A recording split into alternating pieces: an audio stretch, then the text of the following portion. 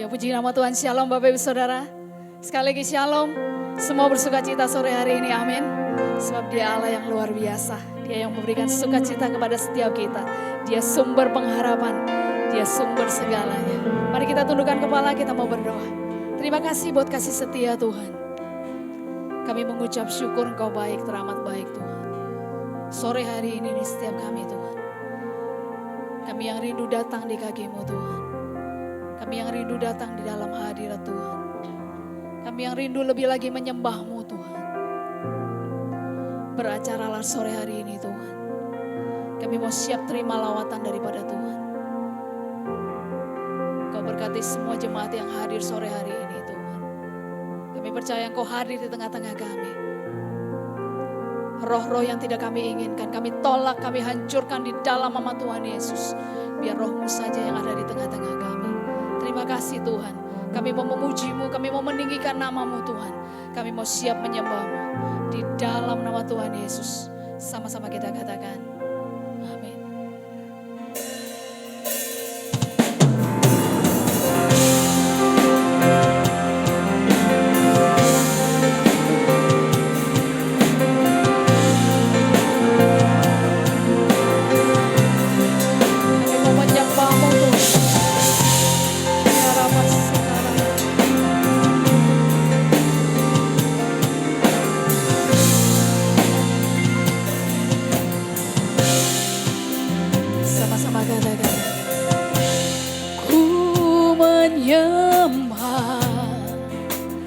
Dalam kudus hadirat-Mu, hampiri tahta kasih karunia-Mu Bapa. Haleluya. Kekuatanku dalam hadirat-Mu, Yesusku. Hanya Kaulah segalanya. Mari katakan, kami yakin Tuhan. Ku yakin Kau hadir di sini. Kuasa yang tak terbatas, ku yakin Kau nyata di sini. Kemenangan terjadi di sini. Beri tepuk tangan yang meriah buat Tuhan kita. Haleluya. Kami mau datang Tuhan, menyembah-Mu, meninggikan nama-Mu di tempat ini. Sama-sama kita mau katakan.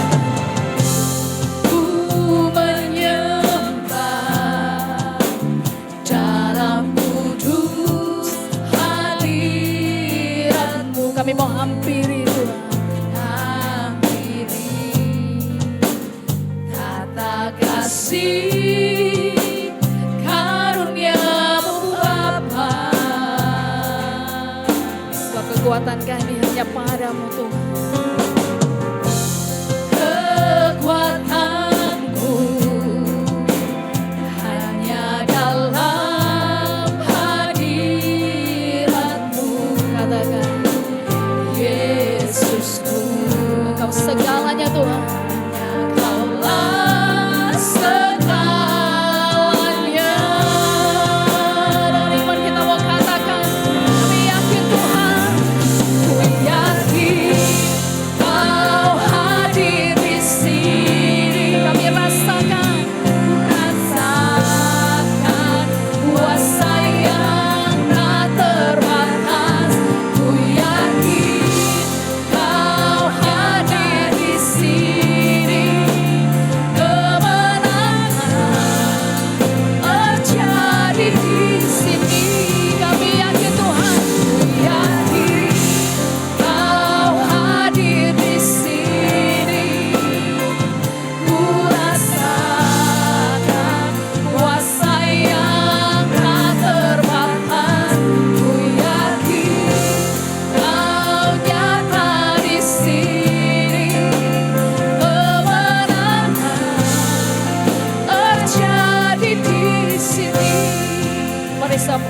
jemput jemaat untuk boleh bersama-sama bangkit berdiri.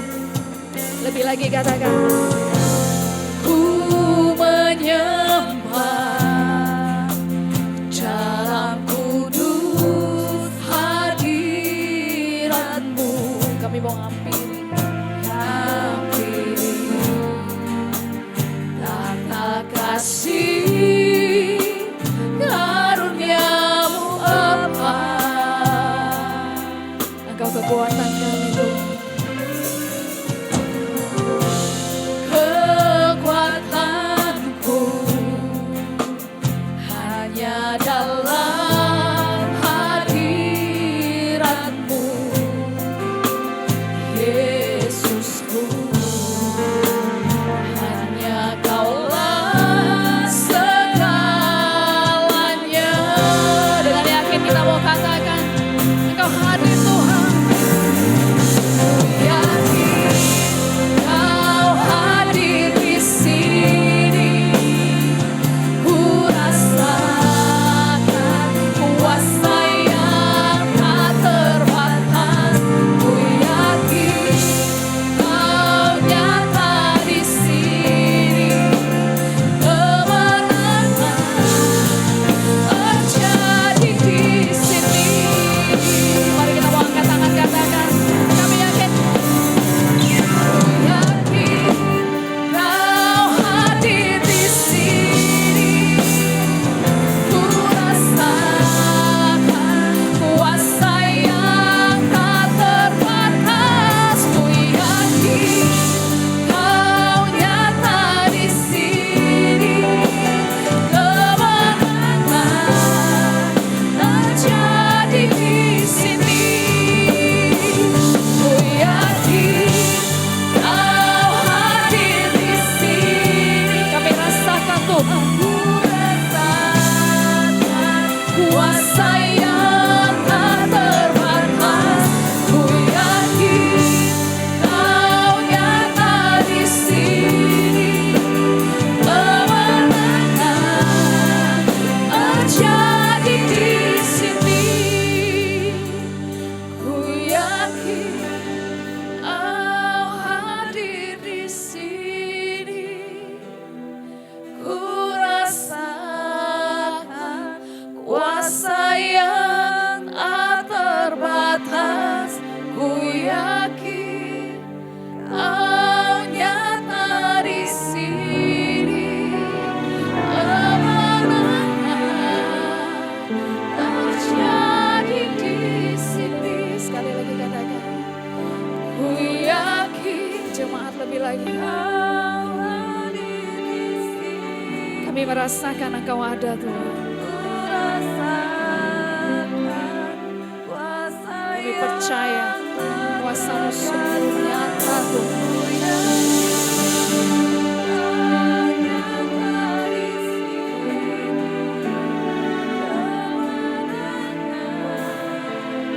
Terjadi di sini. Sekali lagi katakan, ku yakin Kau hadir di sini.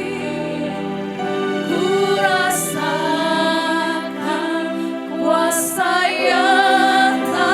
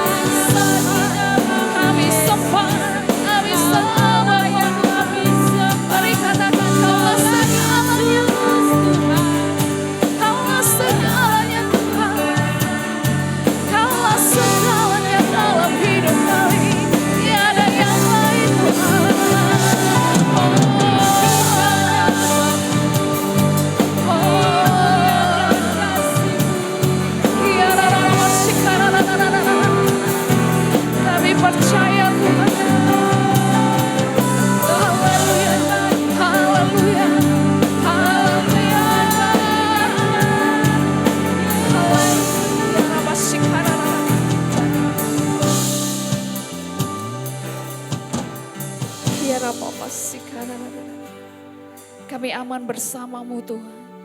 Kami tenang bersama-Mu Tuhan. Bahkan kami beroleh kemenangan di dalam-Mu Tuhan. Engkaulah segalanya Tuhan. Sungguh kuasa-Mu tak terbatas dalam hidup kami. Kami percaya Engkau ada Tuhan.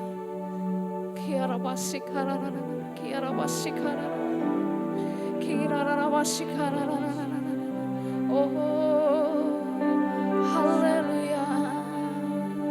Oh, haleluya. Engkau Allah yang peduli.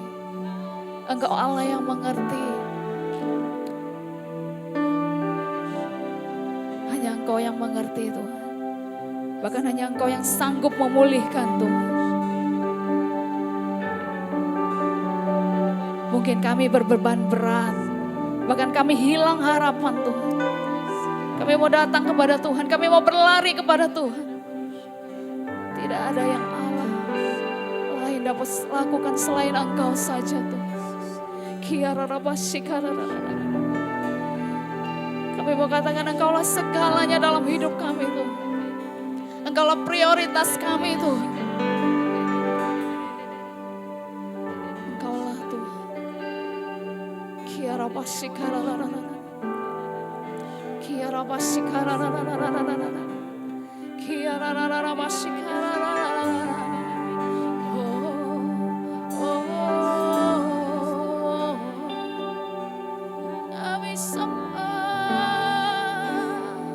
Kami sembah Kau Tuhan. Oh, kami tinggikan nama-Mu. Engkau Raja, Engkau Allah. Haleluya.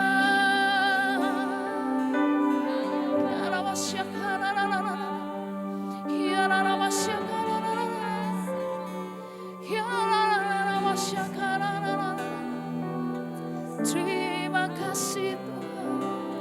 Oh, sembah. Kami sembah Engkau. Kami sembah Kau Tuhan selamanya. Seumur hidup kami. Haleluya.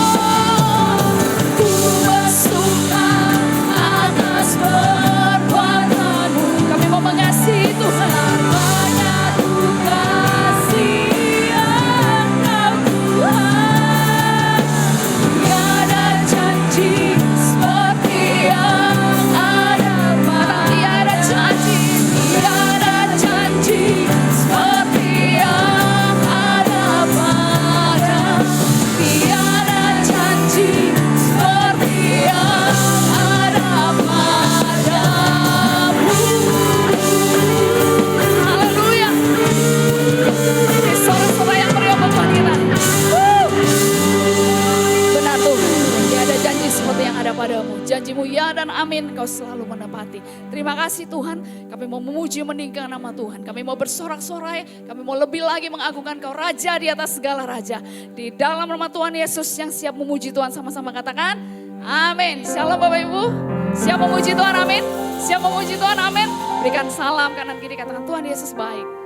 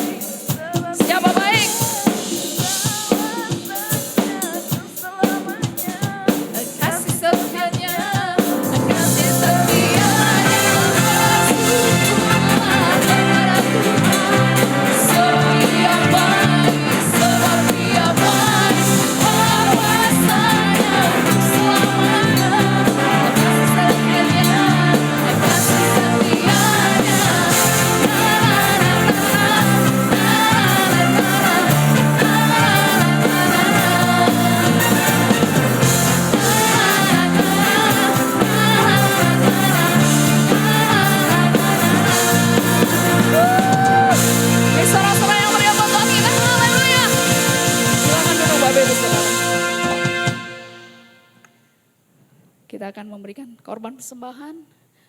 Mari kita tundukkan kepala. Terima kasih Tuhan buat kasih setiamu sore hari ini Tuhan. Kami mau berikan yang terbaik Tuhan. Kami mau mempersembahkan apa yang kami miliki Tuhan. Semuanya boleh kami pakai Tuhan. Untuk persiapan Natal nanti Tuhan. Persembahan pertama ini kami mau pergunakan untuk perayaan Natal nanti Tuhan. Semuanya kami persembahkan untuk kemuliaan nama Tuhan. Terima kasih Tuhan, Kau berkati semua tangan-tangan yang memberi sore hari ini. Kau pimpin, Kau yang memberkati, Kau yang menyediakan segala sesuatu. Terima kasih Tuhan, kami bersyukur. Kami mau berikan yang terbaik di dalam nama Tuhan Yesus. Haleluya. Amin. Selamat memberi persembahan.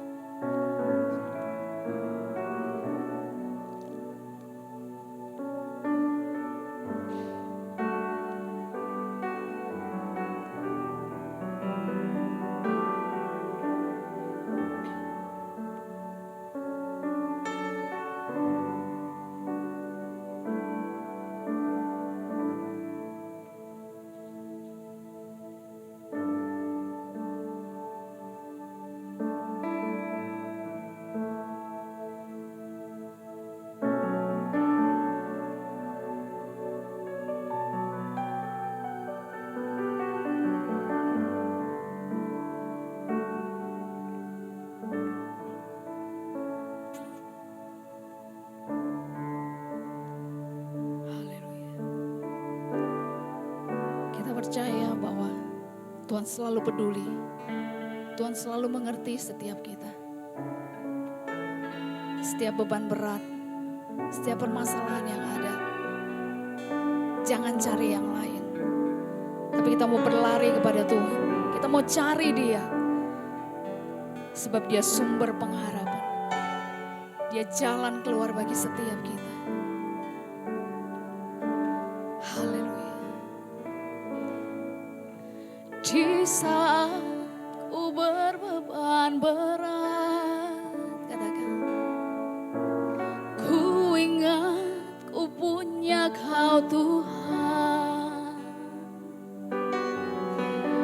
Hanya Kau yang paling peduli keadaan yang ku alami. Di saat ku hilang harapan, kami berlari padamu Tuhan. Ku berlari padamu Tuhan. Katakan, hanya Kau yang paling mengerti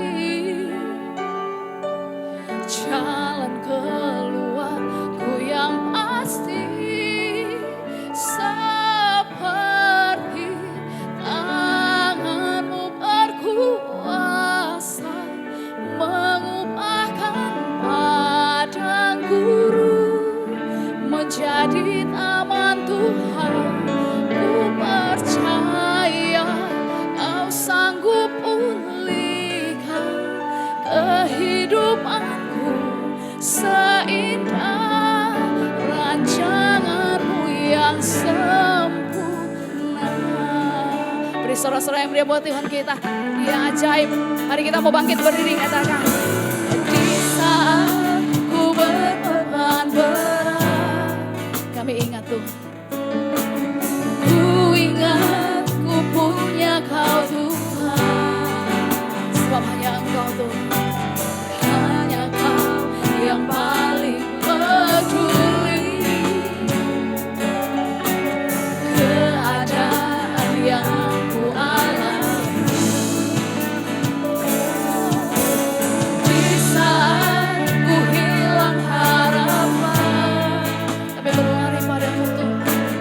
Ku berlari padamu Tuhan.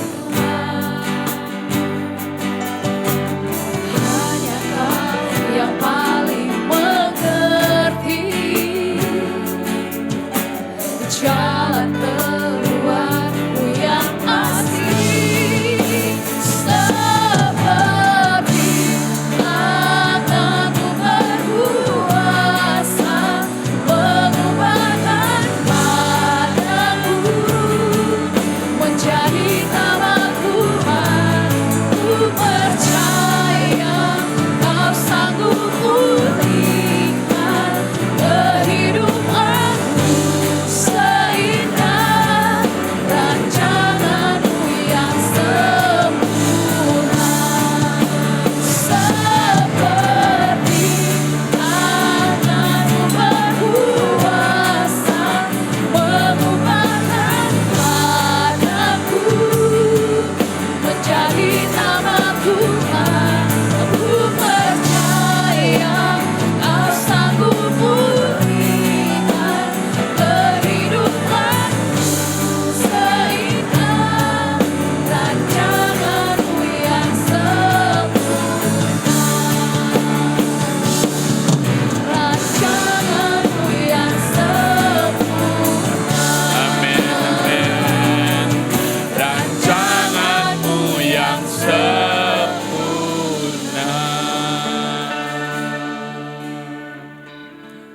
Terima kasih Tuhan.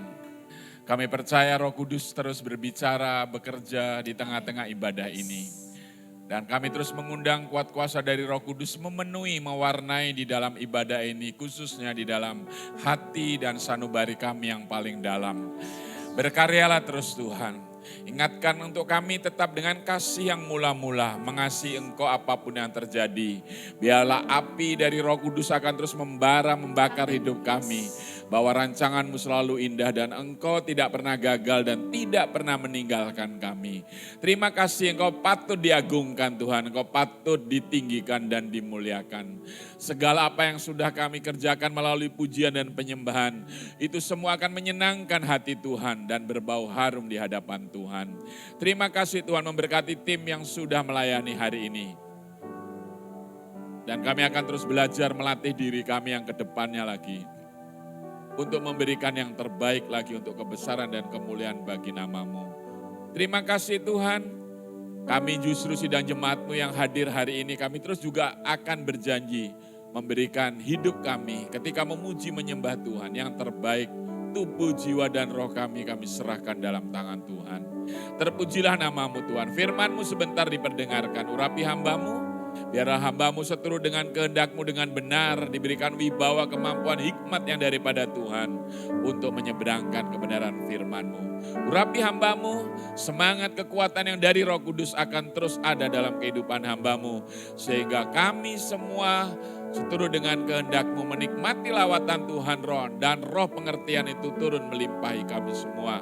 Kami sidang jemaat-Mu biarlah diberikan roh yang tangkas untuk kami membuka hati kami mendengar dan menjadi pelaku-pelaku firman. Bekerjalah oleh roh-Mu di tengah kami semua pada petang hari ini. Kami berdoa untuk gereja-gereja ada di kota negara, di Kabupaten Jemberana yang mungkin sore ini juga beribadah sama seperti kami. Lawatlah mereka, bekerjalah Tuhan.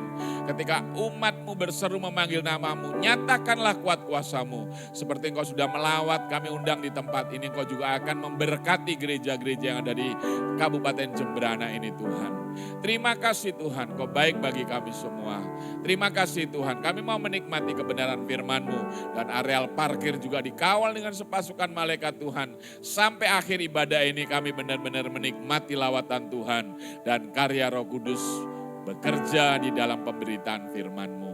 Terpujilah nama-Mu Tuhan. Dalam nama Yesus, kami siap mendengar kebenaran firman-Mu pada petang hari ini. Haleluya. Mari yang diberkati Tuhan sama-sama mengatakan, amin, amin. Puji nama Tuhan. Silakan duduk kembali. Shalom. Selamat hari Minggu, selamat beribadah di dalam nama Tuhan Yesus Kristus. Terima kasih Bapak Gembala. Di tempat ini saya diberi kesempatan sekali lagi untuk berbagi firman dan kita mau menikmati lawatan Tuhan di dalam ibadah yang ada di tempat ini pada petang hari ini. Mari kita akan belajar kebenaran firman Tuhan bersama-sama pada petang hari ini. Saya hari ini akan berbicara tentang rumah perjuangan ya. Pada bulan Juli di gereja kami sedang berbicara tentang rumah yang penuh dengan perjuangan rumah kita, dan ada bagian satu yang saya juga bagikan kepada beberapa gereja ketika saya menyampaikan kebenaran firman Tuhan ini, supaya gereja-gereja yang saya berkunjung benar-benar juga akan memikirkan generasi, akan memikirkan mau kemana gereja ini, khususnya nanti di dalam mendidik anak-anaknya untuk tongkat estafet di dalam gereja lokal ya. Jadi rumah perjuangan ini bukan berbicara kampanye, saya sebagai orang mungkin saudara-saudara di sini ada penggemar PDI Perjuangan, bukan ya. Tapi ini memang adalah topik yang benar-benar kita harus hidupi. Bahwa kalau ada hal-hal yang memang sedang kita perjuangkan di rumah kita, khususnya keluarga kita, kita nanti akan belajar bersama-sama dari satu keluarga yang notabene bagi orang Israel perempuan sebenarnya tidak dicantumkan di dalam jalur silsilah, karena orang Yahudi atau orang Israel selalu punya pemahaman jalurnya dimulai dari patrilineal, dari jalur laki-laki. Tapi hari ini saya akan mengajak dalam perjuangan membesarkan satu anak di dalam keluarga itu, dan yang punya peran andil adalah seorang perempuan. Rumah perjuangan from zero to hero. Nah, dari hal-hal yang tidak mungkin yang sifatnya kelihatannya nol mustahil. Tapi bersama dengan Tuhan ada hal-hal yang spektakuler yang seperti diibaratkan seperti pahlawan yang selalu diberikan kemenangan endingnya. Dan itu yang akan terjadi di dalam pemberitaan firman Tuhan pada petang hari ini. Mari kita akan belajar kebenaran firman Tuhan tentang prolog rumah perjuangan ini. Kita bisa belajar bersama-sama. Ya. Udah hidup ini Om?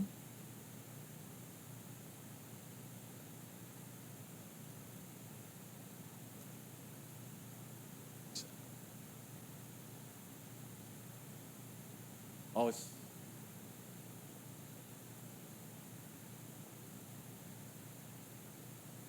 belum.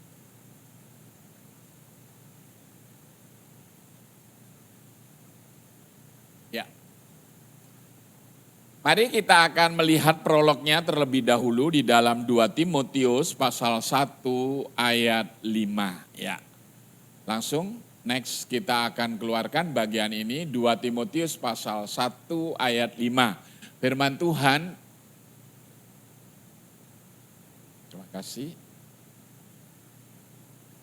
Sebab aku teringat akan imanmu, ya terima kasih Om. Sebab aku teringat akan imanmu yang tulus ikhlas, yaitu iman yang pertama-tama hidup di dalam nenekmu Lois dan di dalam ibumu Eunike, dan yang aku yakin hidup juga di dalam dirimu. Hari ini topik sentral kita ya dalam prolog yang kita di bawahnya ya. Dalam prolog yang kita bisa pelajari bersama-sama, ada satu yang kita mau garis bawahi bersama-sama. Ada satu keluarga yang di sini kita nanti akan belajar namanya Eunike ya, Eunike. Ini yang kita mau pelajari tadi dalam prolog saya mengatakan bahwa orang Israel itu selalu kalau bicara tentang keluarga generasi yang disebut itu nama laki-laki ya. Tapi hari ini saya akan mengajak kepada kita semua, kalau di tempat ini ada seorang janda atau single parent memang sedang menghidupi keluarganya sendiri ya, jangan pernah kecil hati. Nah, gereja kami itu tadi pagi juga sedang didiskusikan kenceng oleh gembalanya bahwa gereja kami perempuan gak bisa melayani. Ya sampai hari ini, tetapi ketika ditanya di mana ayatnya, kadangkala menulis ayatnya sebenarnya adalah bagian-bagian yang sebenarnya konteksnya hanya kepada jemaat di Korintus dan jemaat di Efesus dan tidak bisa digeneralisasikan yang akhirnya mengatakan bahwa perempuan tidak boleh melayani dan itu perdebatan yang panjang sampai hari ini di gereja di organisasi saya melayani ya. Tapi hari ini ketika kita belajar ada satu yang kita bisa pelajari dari seorang ibu yang namanya Eunike ini ya. Dan kalau kita belajar pada bagian ini kita bisa melihat dari apa yang saya tuliskan di sini dimulai dari Lois, Eunike dan Timotius ya. Dan konteksnya kita ada seorang anak laki-laki yang namanya Timotius dan dia memiliki ibu namanya Eunike. Dan nenek dari Timotius ini adalah Lois ya. Dan itu tertulis di dalam 2 Timotius pasal 1 ayat 5. Dan konteks kita fokus dengan perjuangan dari seorang ibu yang menghidupi, yang mempunyai anak namanya Timotius ini. Ya. Dan kalau Bapak Ibu, saudara-saudara membaca Alkitab kita, yang luar biasanya justru nanti ada nama pribadi yang menjadi bagian dari kitab suci kita yang disebut 1 Timotius dan 2 Timotius yang di dalam belajar sekolah teologi itu artinya bicara tentang surat-surat penggembalaan, surat-surat tentang gereja, surat-surat tentang eklesiologi. Bagaimana syarat-syarat integritasnya dari seorang hamba Tuhan, istri dari seorang hamba Tuhan, penatua, diaken, apa saja syarat-syaratnya ada di dalam 1 dan 2 Timotius dan kitab Titus. Dan ingat Timotius itu sebenarnya kitab suci kita itu ibunya adalah yang namanya Eunike ini. Ya, dari satu ayat ini. Dan saya ingin tunjukkan kepada Bapak Ibu saudara-saudara bahwa Timotius ini satu anak yang harus diperjuangkan oleh ibunya sendiri. Ya, nanti saya akan uraikan bagian berikutnya mengapa sampai Timotius itu ibunya sama neneknya saja yang dituliskan. Nanti kita akan belajar secara runut. Ada 6 bagian yang kita bisa pelajari dari pribadinya Timotius. Mengapa saya mengatakan perjuangan? Karena ibu ini luar biasa memperjuangkan anaknya ya. Dan ketika nanti diperjuangkan dan menjadi orang yang luar biasa, bahkan di dalam Alkitab Perjanjian Baru kalau kita belajar sejarah, itu kita bisa melihat salah satu anak didik yang paling mengerti hatinya Rasul Paulus. Itulah Timotius, ada Titus, ada Yohanes Markus, banyak anak buahnya dari Rasul Paulus. Tapi orang yang paling ngerti dan paling memahami kehidupan Rasul Paulus sebagai gurunya, inilah yang namanya Timotius ini. Dan mengapa saya berkali-kali tadi mengatakan bahwa ibunya ini memperjuangkan luar biasa kepada Timotius ini. Karena kalau kita nanti akan belajar bahwa Timotius ini memang benar-benar hidupnya harus dipus. Karena Alkitab mengatakan bahwa dia memiliki kelemahan yang banyak.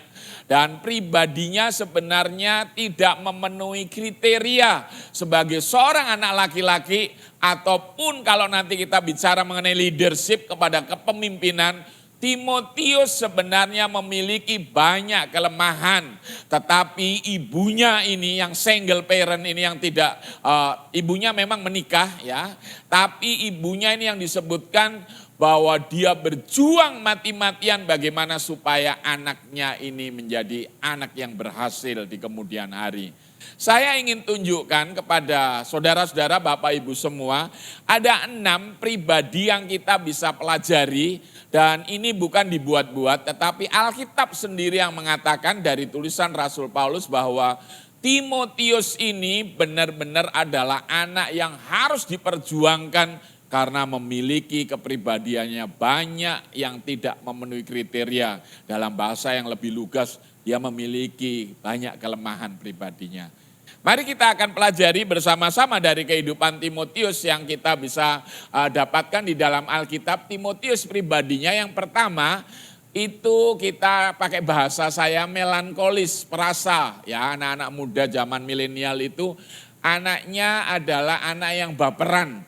Karena di dalam 2 Timotius 1 ayat 4 di sana dikatakan, dan apabila aku terkenang akan air matamu yang kau curahkan, aku ingin melihat engkau kembali supaya penuhlah kesukaanku ya. Terkenang akan air matamu ya. Saya membaca literatur, dia seorang laki-laki tapi dia sangat melo. Dia sangat perasa ya, kalau anak-anak muda zaman sekarang kalau ngekek ketawa dia mengatakan kok laki-laki baperan ya. Suka terbawa perasaan, ya baperan itu artinya terbawa perasaan. Dan itu adalah satu pribadi yang kalau dalam konteks kepemimpinan bagi orang Yahudi, dia nggak memenuhi kriteria sebagai seorang pemimpin. Ya, karena apa? Karena sedikit-sedikit dia menggunakan perasaannya. Dan dia orangnya nggak tegaan ya, segala sesuatu yang diputuskan kalau zaman sekarang bisa bubar. Karena kalau mulai terbawa perasaannya, pasti orang-orang seperti ini tidak akan memutuskan pada waktu itu keputusan-keputusan. Dan ini adalah salah satu kepribadian dari Timotius yang kita bisa pelajari di dalam Alkitab. Dan itu tertulis sendiri di dalam 1 Timotius dan 2 Timotius. Pribadi yang kedua yang kita bisa pelajari dari Timotius pribadinya, mengapa saya mengatakan bahwa dia perlu diperjuangkan dan luar biasa sebagai seorang ibu memperjuangkan anaknya yang memiliki banyak kelemahan. Dia adalah pemalu. Ya, jadi janganlah malu bersaksi tentang Tuhan kita dan janganlah malu karena aku seorang hukuman karena dia, melainkan ikutlah menderita bagi Injilnya oleh kekuatan Allah. Dan di dalam 2 Timotius 2 ayat 15, usahakanlah supaya engkau layak di hadapan Allah sebagai seorang pekerja yang tidak usah malu dan seterusnya. Berikutnya kita juga melihat bahwa ini satu perjuangan dari imajinasi saya. seorang ibu yang melayani dan menolong anaknya supaya anaknya benar-benar percaya diri. Karena ada kriteria bagi seorang yang kelak akan menjadi pemimpin bahwa ini merugikan dari seorang pemimpin karena memiliki kepribadian yang tidak idealis, yaitu pemalu. Bagi laki-laki lagi, pemalu. Berikutnya yang kita bisa pelajari bersama-sama yang ketiga dari kehidupan Timotius, kalau kita membaca di dalam Alkitab, dia juga memiliki kepribadian kurang tegas. Karena Alkitab mengatakan 2 Timotius 3 ayat 14, tetapi hendaklah engkau tetap berpegang pada kebenaran yang telah engkau terima dan engkau yakini dengan selalu mengingat orang yang telah mengajarkannya kepada kamu. Bayangkan Bapak Ibu, saudara-saudara semua, kalau saya melihat Paulus pada membicarakan ini, dia sebenarnya agak jengkel. Karena apa? Karena Timotius sedikit pelin-pelan dan dia tidak punya pendirian. Sampai ada kata-kata dari Rasul Paulus, saya sudah mengajarkan kepada kamu, tolong lakukan. Kalau ada keputusan-keputusan, lakukan, menjadi laki-laki yang tegas. Itu dalam saya menerjemahkan pemahaman dari seorang gurunya ya. Dan nanti saya akan tunjukkan bahwa Timotius ini adalah orang yang sebenarnya tidak ideal, tetapi buah pelayanannya luar biasa ya. Jadi satu hal yang ketiga yang kita bisa pelajari bahwa dia juga memiliki kepribadian kurang tegas dan tidak ideal sebagai seorang pemimpin. Apalagi kalau kita dari kecil punya anak laki-laki, pasti ketika memiliki kelemahan-kelemahan yang tidak ideal ini, orang tuanya tetap akan berusaha nge-push bagaimana anaknya ini benar-benar memiliki kepercayaan diri. Dan saya hari ini mau mengajak kepada para orang tua di tempat ini, atau anak-anak muda di tempat ini yang mungkin merasa punya sedikit minder dan punya kelemahan. Dan kita memiliki anak-anak yang seperti ini adalah gambaran bahwa kita ketika mendengar firman Tuhan seperti ini punya kesempatan seluas-luasnya untuk kita percaya kepada Tuhan, menyerahkan anak kita kepada Tuhan, bahwa ada sesuatu yang Tuhan mau kerjakan ketika orang tuanya menyerahkan seperti Eunike ini. Ya. Berikutnya, dia sebagai laki-laki satu pribadinya yang kurang ideal, dia penakut. Karena Alkitab mengatakan di dalam 2 Timotius 1 ayat 7, sebab Allah memberikan kepada kita bukan roh ketakutan, melainkan roh yang membangkitkan kekuatan, kasih dan ketertiban. Bahkan saudara kalau membaca di dalam 1 Korintus 16 ayat 10, jika Timotius datang kepadamu, usahakanlah supaya ia berada di tengah-tengah kamu tanpa takut, sebab ia mengerjakan pekerjaan Tuhan sama seperti aku. Ya, jadi dia sudah membayangkan kalau Bapak Ibu belajar sedikit mengenai latar belakang jemaat Korintus. Jemaat Korintus itu adalah jemaat karismatik. Karena apa? Ada 4 golongan. Dan kalau dia masuk ke gereja, dia mabuk dulu, setelah mabuk nanti berbahasa roh, sampai pendetanya bingung berapa kali ganti pendetanya di situ, dan gak bertahan lama di kota yang namanya Korintus itu. Karena susah membedakan ini datangnya dari Tuhan, bahasa roh atau tidak. Karena apa? Karena dia sebelum masuk, dia mabuk dulu. Dan setelah itu mulai berbicara bahasa roh dan bikin yang namanya variasi yang luar biasa dinamisnya. Setelah itu punya kelemahan lagi, setelah pulang dia duduk-duduk sama orang yang gak mengenal Tuhan, yang menyembah berhala, dan dia makan dari sisa penyembahan berhala. Itu membuat kegaduhan yang luar biasa. Dan berkali-kali kalau saya membaca di dalam survei perjanjian baru, banyak orang gagal ketika diutus oleh Paulus melayani di Korintus. Dan Timotius pun ketika nanti melayani di Korintus, dipus oleh Paulus, tolong ya, kalau nanti Timotius sampai ke kotamu Korintus dan melayani, dorong dia supaya dia tidak menjadi penakut. Karena dia memiliki perilaku yang namanya penakut. Dan saudara-saudara, saya pikir kita semua kita semua punya anak. Kalau kita menjadi pimpinan, mungkin kita tidak suka kalau ada orang yang ada di bawah kita yang memimpin perusahaan kita, model-model seperti Timotius ini. Karena apa?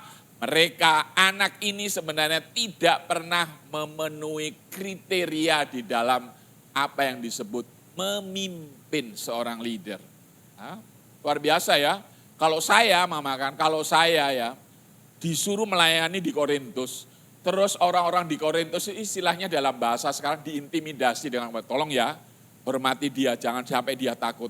Tolong dia untuk membantu gitu. Pasti malu yang saya sebagai, karena ada orang yang ngepus di belakang dan orang sungkan karena apa? Karena ada orang yang lebih tinggi itu mendorong supaya saya dihormati. Dan itu yang terjadi di dalam diri Timotius. Dia punya kepribadian penakut sebagai seorang anak laki-laki. Dan itu perjuangan dari Ibu Eunike, ya, seorang perempuan. Nah, berikutnya lagi yang kita bisa pelajari bersama-sama Bapak Ibu. Yang kelima, kelemahan pribadi dari Timotius ini mulai sakit-sakitan. Ini bahasa saya ya. Jadi di Alkitab nggak ada tulisan sakit-sakitan gitu, nggak ada, ini bahasa saya. Mengapa saya mengatakan sakit-sakitan? Karena Alkitab mengatakan 1 Timotius 5 ayat 23, janganlah lagi minum air saja, melainkan tambahkanlah anggur sedikit, berhubung pencernaanmu terganggu dan tubuhmu sering lemah. Dan ada suku-suku tertentu di Indonesia, ya maaf ya kalau di tempat ini ada orang Batak, ada orang Kupang, ada orang Manado, ada orang Ambon ya. Ayat ini sering diplesetkan di gereja-gereja besar. Karena ada kata-kata tambahkanlah anggur sedikit. Itulah sebabnya kadang-kala jangan heran ya. Kalau ada gereja-gereja di suku-suku ini, saya besar 13 tahun di Sumatera Utara. Mau khotbah, naik mimbar, minum dulu. Mabuk ya, maksudnya supaya percaya diri. Karena ada ayat ini dipelintir sedemikian rupa. Padahal ini konteksnya untuk Timotius ya. Rupanya ketika saya membaca literatur Bapak Ibu, kalau dalam bahasa konteks orang Jawa, dia ini sakit bengek Bapak Ibu. Bengek, ya tahu apa bengek itu? Jadi sedikit-sedikit harus ada sesuatu yang panas di dalam dirinya. Karena kalau ngomong, saudara-saudara yang dikasih oleh Tuhan, mari kita berdiri bersama, gitu seperti itu ya. Itu sakitnya ya. Saya dulu punya dosen dari Ponorogo ya. Ini saya lihat baru dari Madiun ya. Nah, dosen saya dari Ponorogo namanya Gatot Wiono. Ya, Bapak. Saya itu senang kalau sudah di asrama Bapak Ibu. Kalau sudah hujan Bapak Ibu, pasti dia nggak ngajar. Karena apa? Bengek dia. Aku bilang, ya hujan gitu. Karena dia killer. Dia nggak ngasih nilai apa itu A. Kalau selalu mengatakan A itu untuk Tuhan gitu. Kalau orang Jawa klemek saudara. A itu untuk Tuhan gitu. Tapi saya bersyukur. Kalau sudah mau huri, dosen yang killer itu karena apa? Kalau sudah pasti nanti dia ngomong, istrinya datang, tik masuk kelas. Pak Gatot sakit, bengek, ya. Bapak Ibu, seandainya kita punya anak seperti itu Bapak Ibu, pasti kita butuh perjuangan yang luar biasa untuk membesarkan dan memberikan dorongan semangat ya. Dan dia ini sakit-sakitan.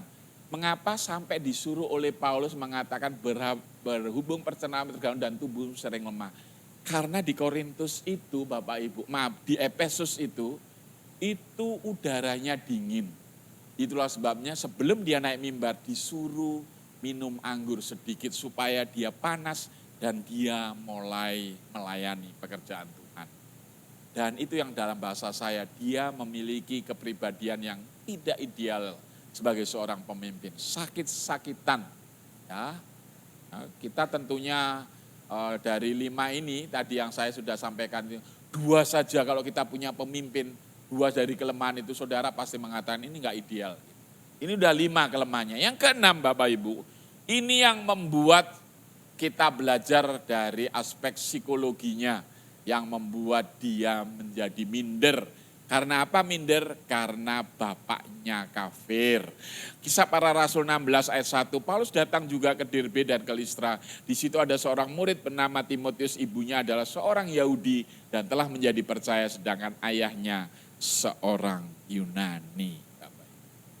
Makanya nggak disebutkan nama bapaknya.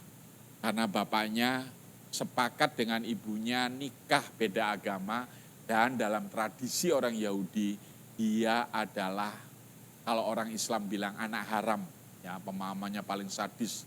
Tapi dalam konteks kita dia disebut bapaknya orang kafir dalam konteks orang Yahudi, karena orang Yahudi di luar dari bangsa Yahudi semua kafir. Dan itu Alkitab yang mengatakan bangsa pilihan Allah adalah kafir, bangsa pilihan Allah adalah Israel, di luar Israel adalah kafir. Makanya saya memakai bapaknya kafir. Ya. Dan saya membaca di dalam literatur itu kasihan kalau seandainya sekarang itu main gundi Bapak Ibu. Main kelereng itu loh ya. Sekarang kan anak-anak sekarang gak main kelereng kan, main HP dan segala macam. Dan ketika dia main gundi Bapak Ibu, atau kalau orang Jawa bilang main engklek zamannya kita, engklek gitu kan. Dalam gitu seperti itu tiba-tiba Timotius datang. Dan ketika Timotius datang di kampung itu bilang gini, jangan bermain dengan dia. Dia anak bapaknya kafir, anak haram. Jangan deket-deket dengan dia. Itu yang sebabnya dari kecil dia benar-benar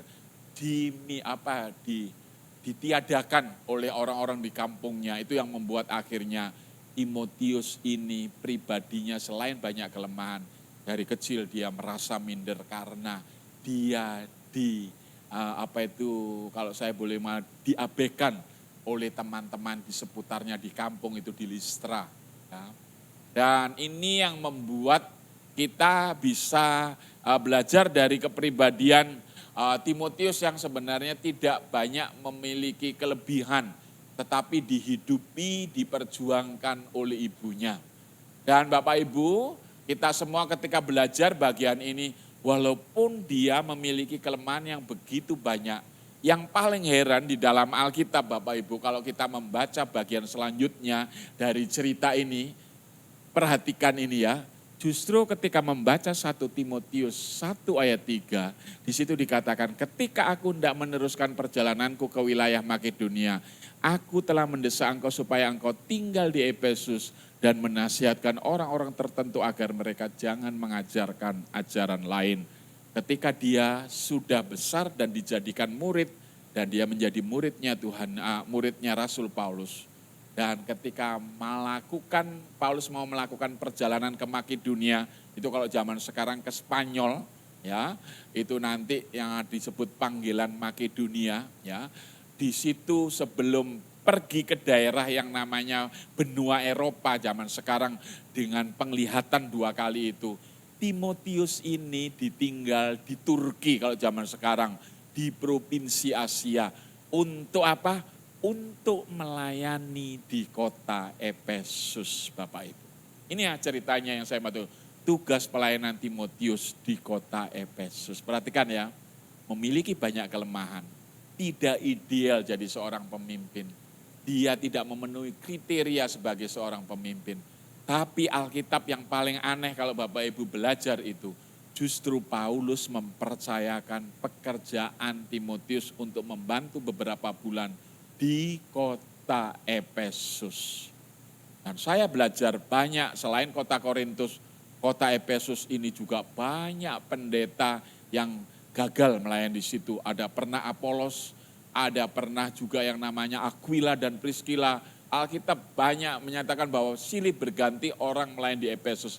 Tapi Bapak Ibu tahu di sini dalam cerita, justru Timotius ketika nanti menyerahkan diri menjadi anak Tuhan dan dia menjadi hamba Tuhan, menjadi muridnya Paulus, justru Paulus menempatkan dia walaupun hanya sifatnya sementara di kota Efesus. Dan saya boleh mengatakan dalam bahasa saya hitam putih, kota Efesus yang besar dan jahat. Nah, saya ingin tunjukkan bagian-bagian ini Bapak Ibu bahwa Efesus itu luar biasa. Provinsi Asia, kalau zaman sekarang itu kalau di Alkitab Asia kecil itu kota negara Turki sekarang yang 50-50. Islam 50%, orang Kristen 50%, dan terjadi gempa bumi yang luar biasa. Orang-orang yang pernah ke Israel, maka dia punya mimpi ingin pergi ke kota di negara Turki. Ada 7 kota yang tertulis di kitab Wahyu yang sampai sekarang walaupun pernah ISIS pernah mengobrak-abrik situs-situs itu, tetapi situs itu sampai ini tetap terpelihara. Itu menjadi bagian dari pariwisata dunia yang namanya religius salah satunya setelah dari Israel pergi ke Turki ini. Dan di Alkitab dikatakan itu disebut provinsi Asia atau Asia kecil kalau sekarang Turki. Dan kota perdagangan yang besar Efesus itu karena ibu kota Asia kecil itu adalah dari yang namanya Efesus ini. Dan dulu dalam Kekaisaran Romawi ada 3 kota yang diminati banyak orang-orang kaya untuk masa tuanya supaya dia menikmati masa ketenangan di masa tuanya. Dan kota ini adalah kota perdagangan. Alexandria itu ada di Mesir, Antioquia di Syria, itu ada di Antioquia di Suriah sekarang. Dan di Efesus ini yang ada di negara Turki. Dan itu adalah jajahan dari Kekaisaran Romawi yang sangat diminati sebagai kota perdagangan. Kalau ingin sukses, mereka akan membidik 3 kota ini. Dan salah satunya adalah kota Efesus. Dan kita bisa belajar kota Efesus juga, mengapa saya mengatakan sampai geleng-geleng. Karena di kota Efesus itu terkenal dengan namanya kuil Diana yang disebut Artemis dalam bahasa Yunani. Bapak Ibu membaca Kisah Para Rasul pasal 19, kan ada huru-hara di kota Efesus gara-gara Pak Demetrius. Pak Demetrius ini punya usaha, usahanya apa? Usahanya patung ukir-ukiran. Jadi kalau Bapak Ibu pernah pergi ke Borobudur, maka kalau pulang supaya ada kenang-kenangan, belilah yang namanya apa itu seperti kecil oleh-oleh itu yang seperti bentuk seperti Borobudur seperti itu. Nah dulu ada di zamannya Rasul Paulus di dalam Kisah Para Rasul, kalau orang pergi ke kota Efesus, mereka akan membawa souvenir pulang dari kota Efesus. Dan souvenirnya, maaf ya bahasa saya agak vulgar, dia souvenirnya ada perempuan yang sintal, maaf buah dadanya besar, dan dia kalau di mobil itu seperti goyang-goyang seperti itu. Dan itu adalah souvenir yang akan dibawa pulang dari kota Efesus. Karena apa? Kota Efesus itu ada kuil namanya kuil Diana atau Artemis. Kuil Diana atau Artemis itu artinya ada 1.000 perempuan lebih yang tinggal di seputar kuil itu dan menjajakan diri di pinggir jalan. Makanya Bapak Ibu kalau ada gereja bilang, perempuan rambutnya nggak boleh berkepang-kepang, perempuan harus berdiam diri. Kalau mau tanya kepada suaminya di rumah, itu konteksnya sebenarnya untuk jemaat di Efesus. Karena begini, makanya dikatakan perempuan harus bertudung, pakai kerudung kalau zaman. Ingat ya, jangan bodoh kita. Kalau ada orang berkerudung, orang Islam, itu kalau kita ada orang berkerudung, jangan bilang, oh itu Islam. Kerudung itu produknya orang Yahudi. Dan orang-orang Yahudi di perantauan juga melakukan hal seperti, walaupun sudah mulai lebih bebas orang Yahudi. Tapi kalau orang Yahudi yang tradisional yang ada di seputar Israel, dia masih melakukan itu. Dan ketika orang-orang Yahudi merantau, dia sudah agak bebas. Tetapi kalau di kota di kota Efesus, kalau mau ke gereja dia harus pakai kerudung. Nah, dikatakan Alkitab, perempuan rambutnya jangan berkepang-kepang, maksudnya ditutup dengan yang namanya kerudung, ya seperti jilbab zaman sekarang. Dan dia kalau jalan menuju gereja, orang Efesus itu nggak boleh banyak ngomong. Mengapa? Karena ada diperbedakan kalau mau ke gereja orang-orang Kristen. Karena kalau orang Kristen pada waktu itu ke gereja, dia ngobrol, ngomong-ngomong seperti dia dianggap itu pelacur yang sedang menjajakan dirinya. Nah supaya dia tidak diganggu, selain dia berdiam diri, dia memakai kerudung supaya apa? Oh ini orang Kristen yang mau ke gereja. Karena pelacurnya itu rambutnya berkepang-kepang. Dan dia banyak bicara, itulah sebabnya dikatakan perempuan harus berdiam diri. Kalau mau tanya kepada suaminya di rumah. Karena pelacurnya itu selain menawarkan diri dan banyak ngomong, rambutnya itu panjang semua. Dan dia menjajakan diri. Nah itu pergumulan. Mengapa di Efesus ini ada kuil Diana? Rupanya Bapak Ibu di sini semua mayoritas orang Tionghoa di tempat ini ya. Jadi dulu itu sudah ada, bukan hanya orang Tionghoa sekarang saja yang ada di Indonesia saja. Jadi kalau ingin kaya, cari cuan, untung, salah satunya pergi berdukun. Dan dukunnya yaitu apa? Pergi ke kota Efesus. Dan syaratnya supaya laris bisnisnya, dia harus mencari perempuan di kota Efesus dan tidur 1 malam di seputar kuil itu. Baru nanti dia pulang, dia merasa bahwa dia akan dapat hoki, dapat berkat, dan oleh-olehnya yaitu gambar yang namanya patung itu tadi, yang setengah telanjang perempuan itu. Dan kalau Bapak Ibu membaca Kisah Para 19, nanti demonstrasi Demetrius ini memfitnah. Karena apa? Bisnisnya, souvenirnya itu nggak laku lagi. Karena apa? Orang Efesus percaya kepada Yesus dan orang tidak tertarik lagi dengan kuil Diana ini. Dan itu yang menjadi gembala di Efesus siapa Bapak Ibu? Timotius yang banyak kelemahan ini Bapak Ibu. Dengar ya, saya mau mengajak dari anak-anak muda juga jangan pernah kalau kita memiliki kesadaran diri kita banyak kelemahannya. Ini memacu hidup kita, hidupmu yang muda-muda untuk menjadi orang yang percaya diri dan menyerahkan hidupnya sepenuhnya masa depan kita kepada Tuhan Yesus. Sedangkan kalau ada orang tua di tempat ini yang memiliki anak-anak yang memiliki banyak kelemahan, jangan putus asa seperti kelemahan. Karena apa? Eunike itu menjadi gambaran from zero to hero. Rumah yang diperjuangkan di dalam rumah itu anaknya ini. Luar biasa Bapak Ibu. Melayani di Efesus yang ada kuil Diana ini. Luar biasa Bapak Ibu kalau kita belajar dari konteks ini ya.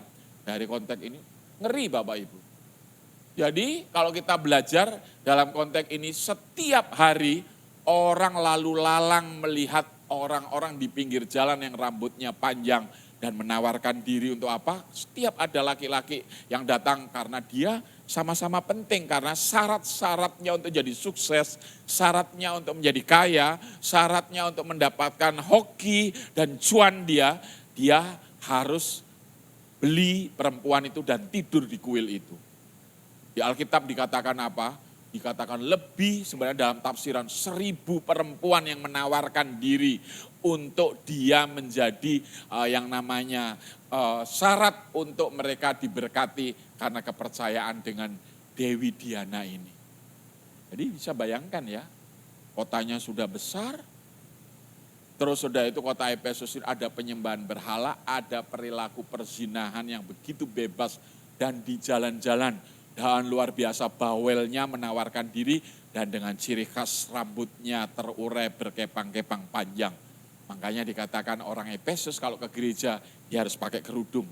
Supaya dia tidak dijawil kata orang Jawa. Tidak digolit kata orang Batak. Berapa hargamu? Seperti itu. Dan mereka dari rumah dia harus pakai kerudung dan ditutup itu rambutnya. Dan dia berjalan. Dan dia berjalan dalam bahasa saya seperti robot. Dia nggak berani ngomong apa saja, jalan dengan suaminya ke gereja. Itu perjuangan orang di Efesus. Dan Bapak Ibu tahu, kalau dalam belajar sejarah ini, sopo yang jadi gembala di Efesus itu, Timotius ini yang banyak kelemahan ini Bapak Ibu. Luar biasa Bapak Ibu. Berikutnya Bapak Ibu, yang kita bisa pelajari dari pelajaran ini, ya kota pariwisata dan perdagangan souvenir. Kisah Para Rasul 19 ayat 24 sampai 29. Nanti Bapak Ibu membaca. Inilah sampai hari ini di Turki sisa-sisa dari kota Efesus itu masih ada. Jadi Alkitab itu bukan dongeng. Kalau saudara dulu latar belakangnya Muslim, saudara tanya ada kota ini, cari sekarang kota ini di Arab Saudi, nggak ada. Tapi Bapak Ibu mau cerita apa kalau Bapak Ibu pergi ke Israel, namanya patung istri Lut, Sodom dan Gomora ada. Mau tanya apa saja yang di Alkitab, ada Mas Ian. Luar biasa, ini adalah kota di Efesus dan siapa yang jadi gembala Bapak Ibu? Yang diperjuangkan oleh Eunike tadi. Itulah Timotius yang memiliki banyak kelemahan. Tapi justru dia berhasil walaupun hanya beberapa bulan dia melayani di situ. Tapi Alkitab menunjukkan bahwa dia mewarnai kehidupan jemaat di kota Efesus. Padahal kalau zaman sekarang Efesus itu luar biasa. Itu yang disebutkan kota perdagangan yang luar biasa. Tetapi pemimpinnya yang mampu melayani justru Timotius yang malah banyak kelemahannya ini. Bapak Ibu pasti bertanya, apa rahasianya? Apa rahasianya kehebatan Timotius ini? From zero to hero. Apa? Saya mau tunjukkan ini Bapak Ibu untuk kita tidak terlambat mendidik anak kita. Dan saya berharap gereja ini nanti terus harus dihidupkan sekolah minggunya. 15 tahun kemudian, 20 tahun kemudian, apa yang akan terjadi di gereja ini? Jangan hanya kita fokus kepada orang dewasa, tapi kita bisa belajar dari kehidupan Eunike ini yang membesarkan Timotius ini Bapak Ibu.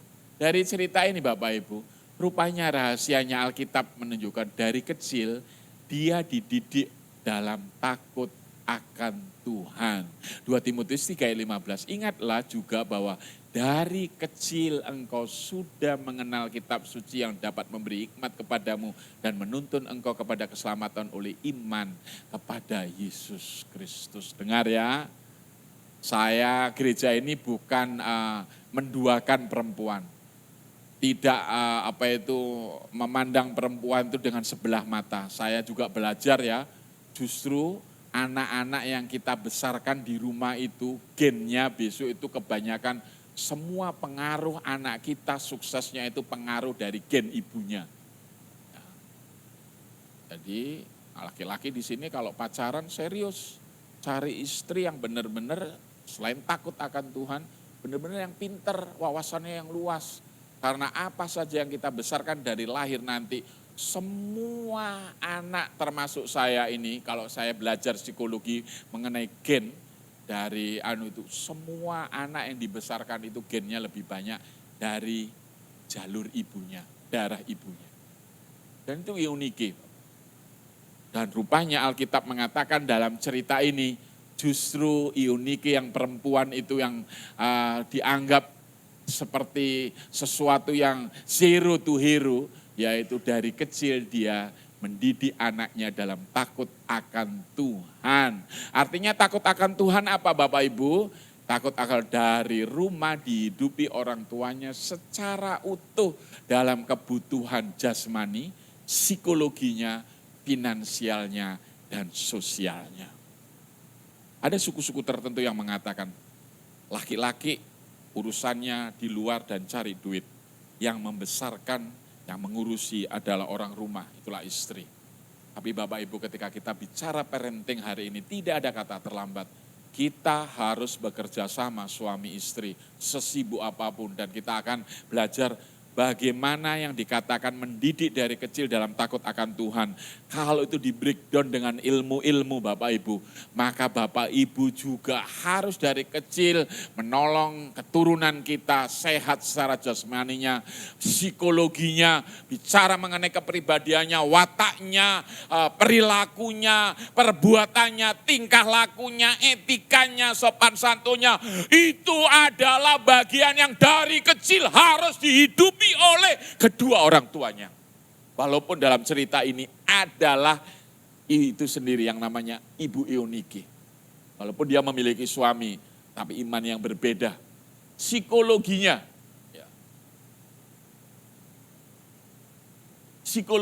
finansialnya, kebutuhan ekonominya, dan sampai kepada aspek sosialnya. Supaya percaya diri, dia guyup, dia bisa apa saja ketemu dengan orang dan dia bisa percaya diri. Walaupun Bapak Ibu kita lihat kelemahan yang luar biasa dari diri yang namanya Timotius. Tapi kata-kata yang dikatakan dari kecil engkau sudah mengenal kitab suci. Itu kalau di breakdown dalam 4 ilmu sekuler saat ini. Bapak Ibu dari rumah harus menghidupi sebagai orang tua secara utuh dalam kebutuhan jasmani, psikologi, finansial, dan sosial. Saudara-saudara, ada adik-adik saya yang ada di panti asuhan, kita harus menghormati orang yang membesarkan kita, yang merawat kita. Itulah orang tua kita yang kedua. Nah, saya pikir sekarang namanya panti asuhan itu semuanya hal-hal seperti ini bisa dipelajari. Dan pasti semua yang memiliki panti asuhan akan belajar dan menghidupi itu. Dan kita orang tua yang di tempat ini, orang-orang Tionghoa di tempat ini mungkin secara ekonomi kita menghidupi dari kecil ini. Tapi bagian-bagian ini yang dinamakan secara utuh sebagai orang tua, kita mohon kemurahan Tuhan harus ditanggung-jawabi mulai dari kecil untuk kehidupannya benar-benar takut akan Tuhan. Mengapa Rasul Paulus sampai menulis ini dalam cerita ini dan itu dihidupi oleh Eunike? Rupanya Bapak Ibu, kalau kita belajar pendidikan Bapak Ibu, Makanya ada ayat mengatakan begini di dalam Efesus pasal 6. Didiklah anakmu di dalam ajaran dan nasihat. Saya agak lama hari ini ya, khotbah. Mohon maaf Om Budi, saya agak setengah seminar hari ini. Karena saya memikirkan juga kalau boleh tahun 2024 nanti benar-benar dipikirin generasi di tempat ini. Bahkan sekolah minggunya juga dipikirin di tempat ini. Ya. Jadi luar biasa kalau kita belajar firman Tuhan ini. Kita harus benar-benar bisa menghidupi secara utuh bagian-bagian ini. Ya, mengapa sampai Paulus mengatakan didiklah anakmu di dalam ajaran dan nasihat. Bapak Ibu tahu, orang Katolik itu yang menemukan dari filosofinya Paulus yang mengatakan didiklah anakmu di dalam ajaran dan nasihat. Rupanya Bapak Ibu, dikatakan di sana, kalau anak kita umur 13 tahun ke bawah, maka kita harus mendidik ajaran dengan anak kita dengan ajaran. Artinya apa? Kalau perlu kita berlawanan, kalau perlu kita mencubit, kalau perlu kita mukul pelan-pelan walaupun harus bagian belakang bukan bagian atas. Itu yang namanya mendidik di dalam ajaran. Diajar anak kita. Umur 13 tahun ke bawah harus berani melawan arus. Jangan dimau-maui anak kita.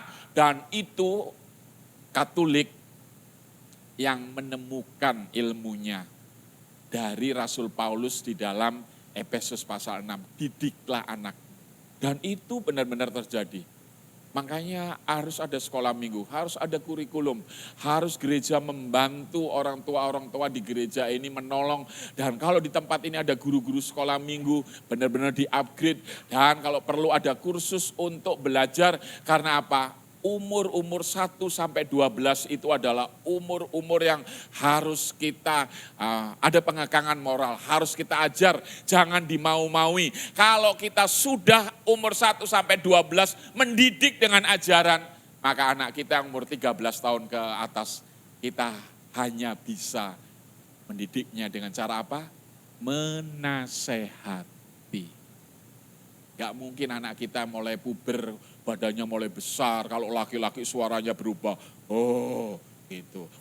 Kalau perempuan umur 13 mulai bersolek, berdandan. Ya mulai macam-macam lah itu. Kalau masa pubernya seperti itu.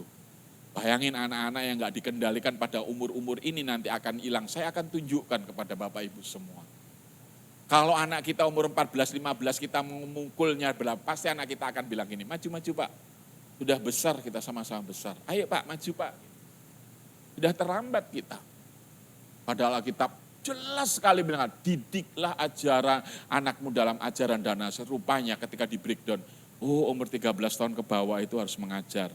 Kalau anak kita sudah mulai 13 tahun ke atas, kita hanya bisa menasehati. Nah, luar biasa. Dan itu kepribadian yang utuh yang dihidupi dari breakdown 4 ilmu sekuler ini. Harus dari kecil kita mendidiknya pada anak kita. Saya akan tunjukkan ini agak lama bagian-bagian ini yang saya mau tunjukkan kepada Bapak Ibu semua. Ya. Kaitan dengan umur tunas remaja-remaja. Perhatikan umur 13 sampai 17 apa yang terjadi anak kita. Kalau kita belajar di dalam dunia pendidikan, ini orang tua persoalannya.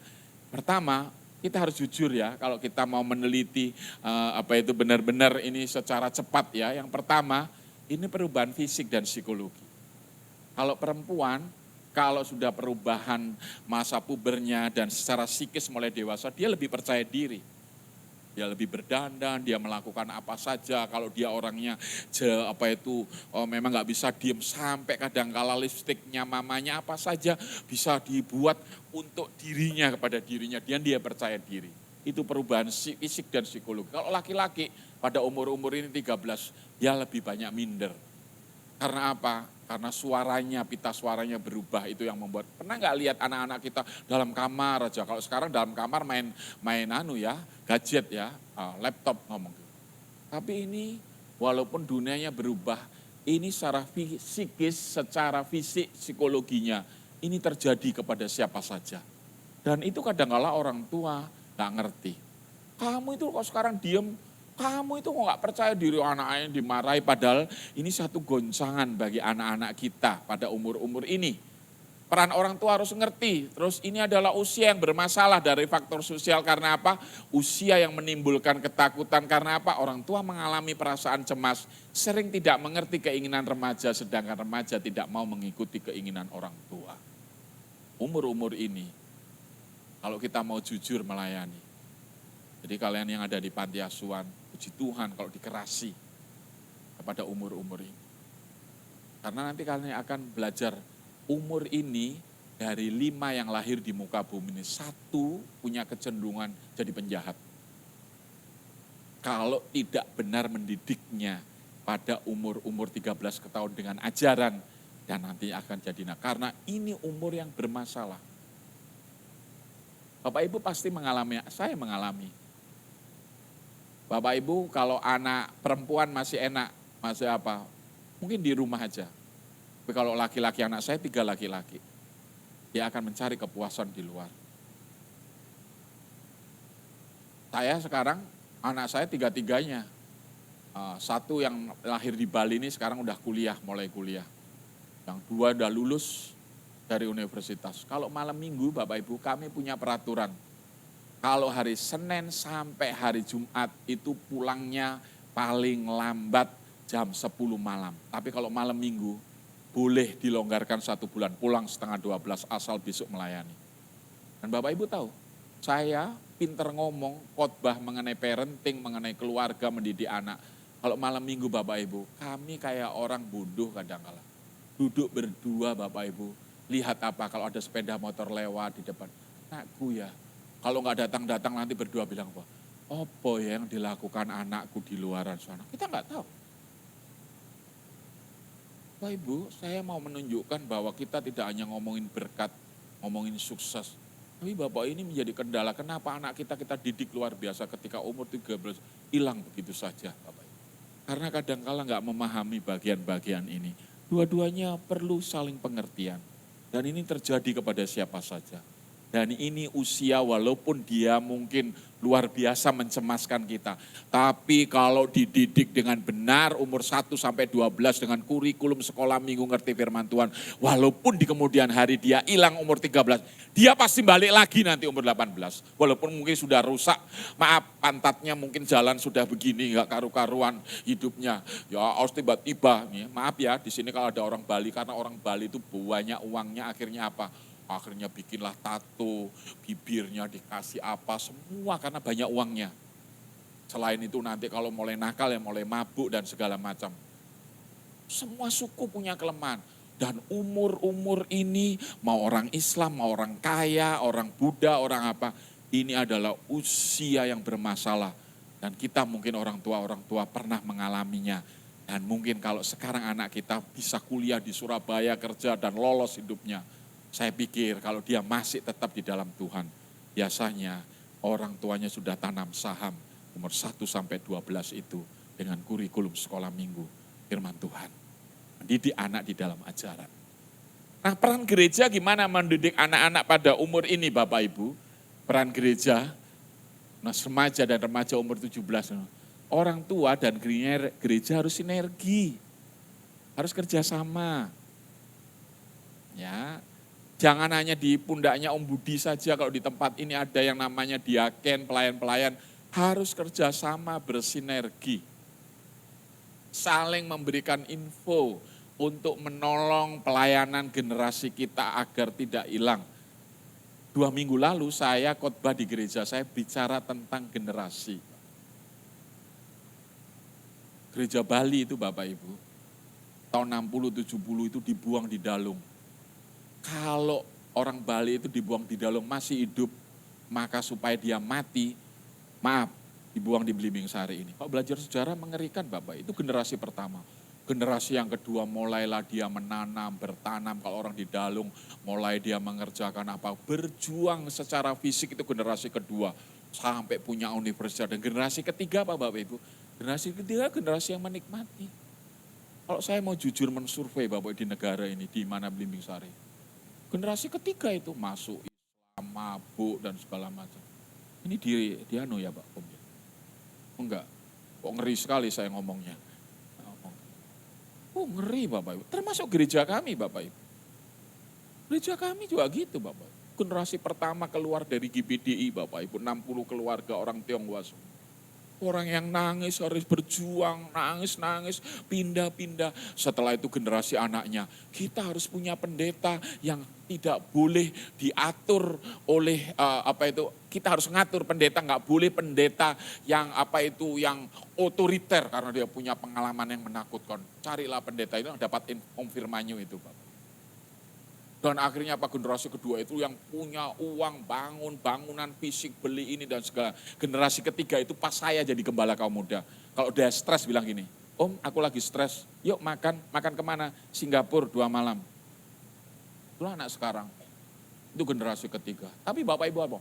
Jualan narkoba kalau nggak benar, selingkuh, bercerai. Itu anak-anak, orang-orang gede yang dulunya kalau lihat generasi pertama itu orang-orang yang nggak serius orang tuanya. Tapi itu seperti menghakimi, tapi itu kenyataan. Dan saya 2 minggu yang lalu khotbah itu Bapak Ibu. Khotbah kepada generasi. Bapaknya itu berjerih lelah luar biasa, kakeknya itu, anaknya jualan narkoba. Masuk penjara. Ngeri Pak. Saya mau berharap kita semua gereja akan bersinergi nih Bapak Ibu. Orang tua harus bersinergi dengan gereja. Berikutnya lagi yang kita bisa pelajari, ya, kok gak bisa lagi? Usia ini menentukan. Nah ini Nadia bilang, jadi penjahat dan pengikut Kristus. 5 dari anak yang lahir kalau tidak dididik dengan benar, takut akan Tuhan, akan jadi penjahat. Dimulai kelihatan umur 13. Terus berikutnya lagi Bapak Ibu yang kita belajar, harus diarahkan terima Yesus sebagai Tuhan dan Juru Selamat. Dan berikutnya firman Allah bertemakan pengekangan moral hukum Taurat. Artinya hukum Taurat itu begini Bapak Ibu. Kamu kalau tidur terus di lantai nanti sakit paru-paru. Katanya kamu cita-citanya jadi tentara. Jangan ya tidur situ. Sama kalau gitu. Kamu kalau naik sepeda motor pakai jaket. Jangan nanti sakit paru-paru. Padahal cita-citamu akan menjadi pegawai negeri dan segala macam. Jadi kalau kita mengatakan nggak boleh, ini harus ada pernyataan jawabannya, akibatnya seperti ini. Itu yang dikatakan bahasa saya, bertemakan pengokangan moral. Bapak Ibu beda Bapak Ibu, anak saya nomor 1 dengan nomor 2 Bapak Ibu. Orang Batak itu Bapak Ibu kalau sudah menikah dengan orang Batak, berarti saya harus siap menerima satu kampung dari keluarga istrinya kalau tiba-tiba datang ke Bali. Dan kalau sudah datang Bapak Ibu, anak saya nomor 1, kalau kami lagi ngomong, saya bilang sama anak nomor 1, nomor 2. Gitu, kedip gitu, artinya apa? Tolong bikinkan minuman Bapak dengan Ibu sedang serius dengan amang boru sama tulang dan segala macam. Kalau anak-anak nomor 3 gitu, dikedipin gini, datang dia ke dekat. Apa? Matanya ada anunya. Beda sekali anak zaman sekarang Bapak Ibu.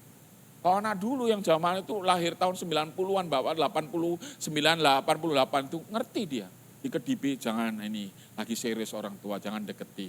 Bahkan dia ngerti dia, bikinkan. Kalau sekarang nggak bikin teh itu ambilkan minumnya. Anak nomor 3 saya yang lahir di Bali, Bapak Ibu. Ketika dikedipin, datang dia lebih dekat lagi. Apa? Ngomong gitu. Matanya kedip, ada abunya katanya gitu masuknya, kelilipan gitu orang Jawa. Bedanya apa Bapak Ibu? Jadi mendidik anak itu penuh dengan perjuangan Bapak Ibu dan Saudara. Jadi kita harus mengarahkan pada umur-umur ini untuk terima Yesus sebagai Tuhan. Pemimpin gereja dan orang tua menjadi teladan dan sahabat. Ini Bapak Ibu, menjadi teladan dan sahabat. Saya pernah khotbah di sini. Ya, laki-laki yang takut akan Tuhan itu ada 5, yaitu apa? Dia menjadi sponsor, dia menjadi teladan, dia menjadi sahabat, ya. Terus ada tapi kebanyakan laki-laki itu di suku-suku tertentu hanya 2 fungsinya, jadi polisi dan jadi sponsor. Tapi tidak pernah jadi teladan. Kalau umurnya anaknya sudah umur 13 tahun ke atas, memperlakukan anaknya seperti sahabat. Jadi sponsor, jadi polisi, jadi teladan, jadi sahabat, dan menjadi teman. Yang namanya sahabat ini, ada 5 pokoknya yang saya ingat. Tapi kadangkala laki-laki gak menyadari, terlambat. Ketika sudah umur 13 anak kita, Ketika sudah berani melawan dan bertentangan dengan kita, karena kita hanya pada waktu itu mengajarkan hanya menjadi sponsornya, ngasih duitnya untuk membiayai dan jadi polisi. Kasih rambu-rambu ini nggak boleh itu. Tapi ketika anak kita sudah umur 13 tahun, selain kita mengadakan memberikan nasihat, di sini dikatakan apa Bapak Ibu? Kita harus menjadi teladan dan sahabat. Nah mungkinlah ngomong gini, kamu itu males, padahal bapaknya males. Kamu itu nggak pernah ke gereja, padahal bapaknya nggak pernah ke gereja. Kadang-kala ini hal yang membuat kontradiksi mengapa anak lebih puas di luaran. Bersyukurlah di masa-masa pancaroba umur 13 sampai 17 itu tidak terjadi hal-hal di luar kontrol sampai anak kita melawan hukum di luaran sana. Bapak Ibu harus kita menyadari ini. Semua kalau di tempat ini sudah ada opa, oma, maka kita berdoa untuk cucu kita. Ketika kita belajar, pikirkan betul-betul didiklah anakmu di dalam ajaran dan nasihatnya. Berikutnya Bapak Ibu, mengajar aspek sosialnya, menolong orang lain, beretika dengan orang lain, mengarahkan masukan, kritikan yang membangun, mengantisipasi kenakalan. Ini adalah peran orang tua dengan gereja yang harus bersinergi. Karena ini akan menentukan, karena kata-kata 1 dari 5 yang lahir itu kalau tidak diarahkan, dia akan menjadi penjahat.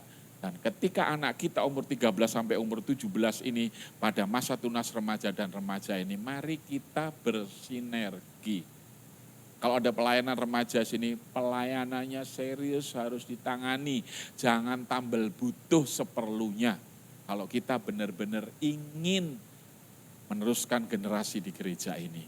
Memang persoalan dari gereja kota sedang yaitu apa? Anak kita ajari sampai SMA, tapi setelah itu nanti pada SMA keluar, hilang lagi, didik lagi. Itu persoalan ya dia, mana-mana itu pergumulan. Ya tidak apa-apa, tapi kita kerjakan walaupun di kota besar yang menuai. Ya, tapi percayalah, nanti suatu saat kita butuh apa ketika sukses, pasti dia tetap ingat oleh gerejanya yang membesarkan. Itu pengalaman saya. Nah, sebagai seorang pendidik, khususnya di dalam parenting, bicara mengenai membesarkan gereja dengan mulai dari sekolah minggu. Ya. Dan bagian yang terakhir, Bapak Ibu, yang saya mau tunjukkan kepada Bapak Ibu semua ini, pribadinya diarahkan kegiatan positif dan mengembangkan prestasi ya.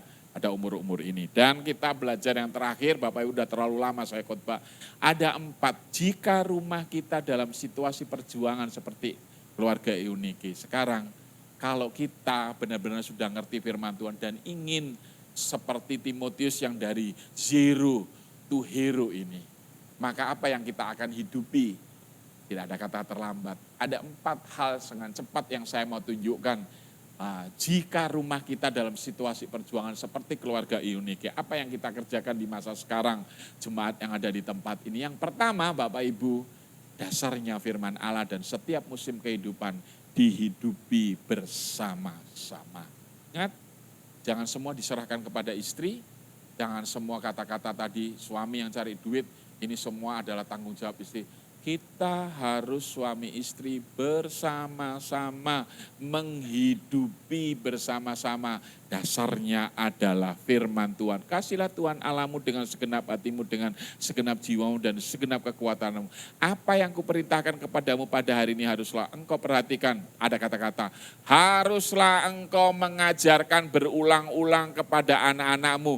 Dan membicarakan apabila engkau duduk di rumahmu, apabila engkau sedang dalam perjalanan, apabila engkau sedang berbaring, apabila engkau sedang bangun. Artinya apa? Dalam situasi kondisi apapun, dalam bahasa sekarang, dalam musim apapun kehidupan kita, ketika anak kita masih kecil, ketika anak kita sudah umur 13, ketika anak kita mengalami pancaroba umur 17, mulai anak kita cari pekerjaan, setiap musim kehidupan kita, maka dasarnya untuk menghidupi seperti keluarga Eunike ini, dasarnya tetap saudara harus mempercayai bahwa firman Allah itu harus diajarkan berulang-ulang dalam situasi kondisi apapun. Kita jangan pernah jemu-jemu untuk mengajarkan kepada anak kita. Dasarnya untuk kita zero to hero. Dari from zero to hero itu dimulai dari pemahaman ini. Dasarnya semua. dari Alkitab. Yang kedua apa Bapak Ibu? Jika rumah kita dalam situasi perjuangan seperti keluarga Eunike, Tuhan Yesus jawaban dari rumah perjuangan kita. Amin Bapak Ibu? Amin Bapak Ibu? Bapak Ibu harus merasakan Yesus penyembuh, Yesus yang mengubahkan, Yesus yang melepaskan dari kuasa kegelapan, Yesus yang membebaskan, Yesus Tuhan kita yang menjadikan tidak ada menjadi ada, sesuatu yang kelihatan mustahil, itu harus kita jiwai dan kita rasakan. Itu yang dikatakan di dalam Matius 4 ayat 23 sampai 24. Yesus pun berkeliling di seluruh Galilea, mengajar dalam rumah-rumah ibadat dan memberitakan Injil Kerajaan Allah serta melenyapkan segala penyakit dan kelemahan di antara bangsa itu. Maka tersiarlah berita tentang dia di seluruh Syria dan dibawalah kepadanya semua orang yang buruk keadaannya, yang menderita berbagai penyakit dan sengsara, yang kerasukan, yang sakit ayan dan lumpuh. Lalu Yesus menyembuhkan mereka. Artinya apa? Ini bukan hanya berbicara mujizat, tapi pribadi Yesus yang secara utuh, yang membebaskan, mengubahkan kehidupan kita. Ingat, jangan bilang saya orang Kristen, tapi nggak pernah mengalami kuasa Tuhan. Kalau kita mau ngomong, oh iya kata Pak Pendeta, tapi kita nggak pernah merasakan Yesus yang mengubahkan ini. Dasar yang pertama adalah firman Tuhan, yang kedua, Yesus itu menjadi dasar dari setiap permasalahan untuk menikmati jawaban pertolongan. Itu dasarnya adalah Tuhan Yesus jawaban dari rumah perjuangan kita. Kalau kita sudah melakukan dua hal itu, yang ketiga, karena di sini banyak orang tua, saya juga banyak orang Tionghoa, saya memakai istilah ora et labora, berdoa dan bekerja. Karena firman Tuhan tidak hanya cukup dasarnya mencari kerajaan Allah, mengutamakan Tuhan, tapi juga harus ditandai dengan orang, yaitu kerja. Jadi nggak boleh mengatakan firman Tuhan terus, Yesus terus, tapi kita malas, kita nggak punya inisiatif, dan kita hanya mempercayai cari dulu kerajaan Allah. Tapi kita menghindari persoalan dan segala, dan kita tidak realistis dengan hidup ini. Saya mau mengatakan bagian yang berikutnya. Sebab pada waktu kami berada di antara kamu, kami memberi peringatan ini kepada kamu. Jika seorang tidak mau bekerja, janganlah ia makan. Tak ada orang malas jadi sukses. Semuanya harus. Selain kita mengutamakan Tuhan, Tuhan memberikan inisiatif untuk menikmati terobosan, dan kita harus bekerja. Dan yang terakhir, saya mau mengatakan orang Kristen itu sebenarnya pemenang. Karena Tuhan kita tidak dibatasi oleh tempat, Tuhan kita tidak dibatasi oleh waktu. Tuhan kita mengerti segala bahasa, itu yang dikatakan bagian yang terakhir. Mari kita senantiasa bersyukur dan menyembah kepada Tuhan dalam roh dan kebenaran. Allah itu roh, dan barang siapa menyembah Dia harus menyembahnya dalam roh dan kebenaran. Artinya apa? Kalau saudara dulu Muslim, kalau saudara dulu Allah bisa dihubungi manusia dengan bahasa tertentu. Kalau saudara dulu orang Islam, Allah hanya bisa dihubungi pada waktu-waktu tertentu dengan satu bahasa, yaitu saudara harus bahasa. Tapi kalau kita sudah jadi orang Kristen, saudara mau tidur, saudara mau di dapur, saudara mau di perjalanan, mau bahasa apa saja, itu yang dikatakan Allah kita menyembah dalam roh dan kebenaran. Allah itu harus kita junjung tinggi di dalam gaya hidup kita, karena Allah kita itu adalah Allah yang kita sembah di dalam roh dan kebenaran. Artinya apa? Saudara mau bahasa apa saja, di tempat mana saja, pada waktu apa saja, dimanapun, Allah bisa dijumpai, yang kita sapa, kita kenal dalam nama Yesus. Amin Bapak Ibu. Orang Kristen sebetulnya orang yang paling bahagia. Orang Kristen sebetulnya orang yang paling happy. Orang Kristen sebetulnya orang yang awet muda. Orang Kristen itu adalah orang yang realistis dengan hidup. Karena apa? Di dalam Yesus kita bisa menghubungi kapanpun dan selalu ada solusi. Dan kita selalu diberi kemenangan. Terus sebabnya orang Kristen harus senantiasa bersyukur dan menyembah Tuhan dalam roh dan kebenaran. Mari kita hidupi kehidupan dari Eunike itu. Kalau diaplikasikan kita di Alkitab secara utuh, gunakan 4 hal ini. Firman Tuhan adalah dasarnya, Yesus itu adalah yang menyelesaikan persoalan kita, Dan kita diingatkan untuk ora et labora. Mengutamakan Tuhan, melayani. Tapi kita juga bisa menunjukkan rajin kita bertanggung jawab. Dan jangan lupa kalau kita bertubi-tubi ada masalah, saya percaya Allah kita bisa dijumpai dalam segala keadaan dimanapun kita berada. Dan Dia ngerti bahasa kita. Itulah kekristenan dan itulah Yesus Kristus Tuhan kita. Hari Bapak Ibu semua sudah datang kepada Tuhan. Sangat lama saya khotbah hari ini. Tapi saya percaya kita akan diberkati oleh Tuhan. Amin Bapak Ibu. Mari kita berdiri bersama-sama. Haleluya. Terima kasih Tuhan, terima kasih. Haleluya Yesus, terima kasih. Saya senang hari ini dengan waktu yang singkat ini dan sudah waktunya lebih. Saya senang kita akan berespon. Suami istri, anak-anak di tempat ini, orang tua di tempat ini. Mari kita akan mengangkat tangan kita, dua belah tangan kita. Mari keluarkan suara kita. Kita datang kepada Tuhan. Haleluya Yesus, terima kasih. Terima kasih Tuhan. Kau melihat tangan-tangan yang diangkat hari ini Tuhan. Bahwa kami tidak ada seorang pun yang sempurna di tempat ini. Setiap firman-Mu diperdengarkan. Selalu memberikan jalan keluar. Selalu ada hal yang baru. Yang Tuhan sedang kerjakan, Tuhan ingatkan kepada kami. Tuhan tolong nikah-nikah kami semua yang ada di tempat ini yang sedang dan masih berumah tangga Tuhan. Memberkati para suami, memberkati para istri, memberkati anak-anak. Bahkan anak-anak akan mendoakan orang tua dan orang tua juga mendoakan anak-anak dalam takut akan Tuhan.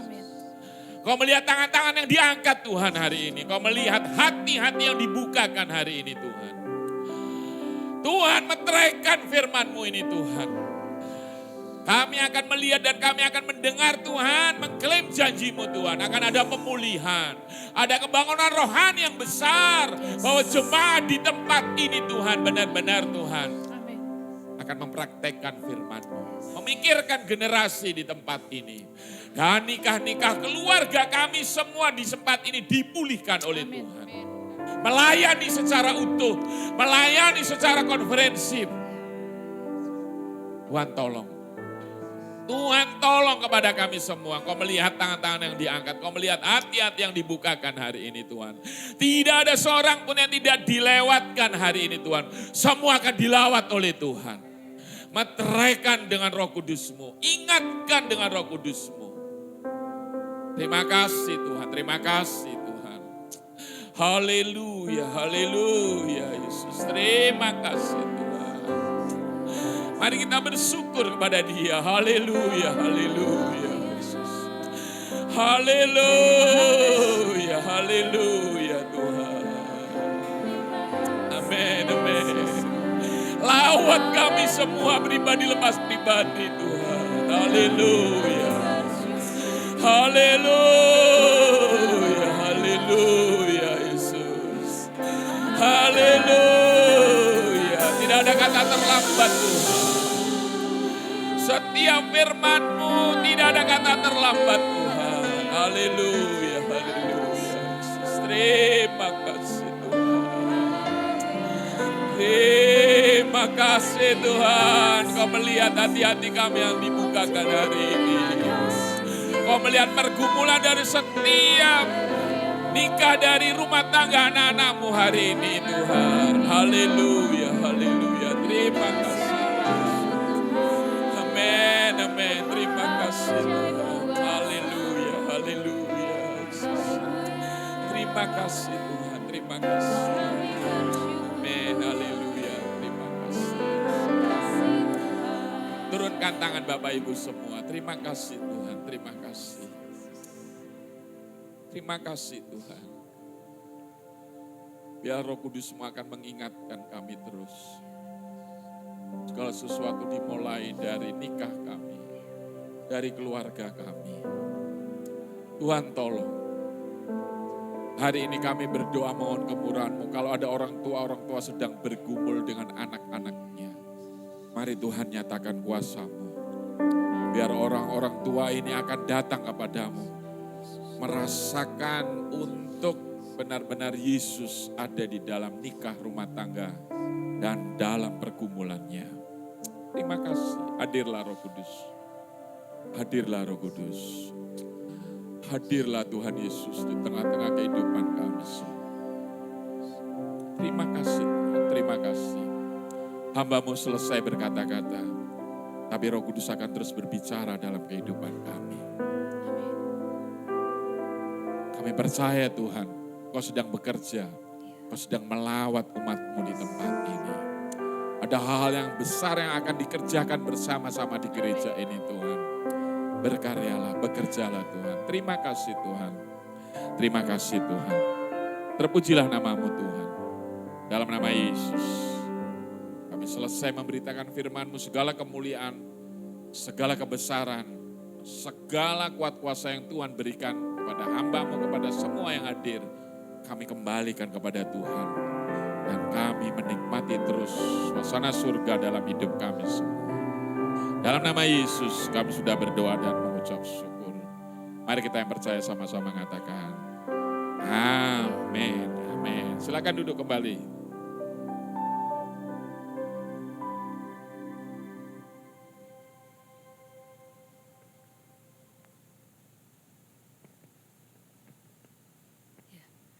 Terima kasih atas pelayanan Bapak Pendeta Bindarko.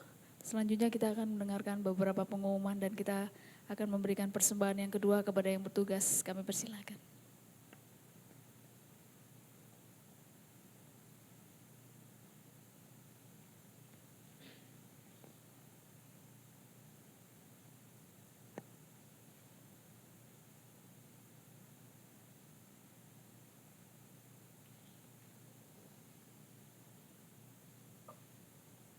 Mari jemaat yang dikasihi Tuhan, sekali lagi kita tundukkan kepala, kita berdoa.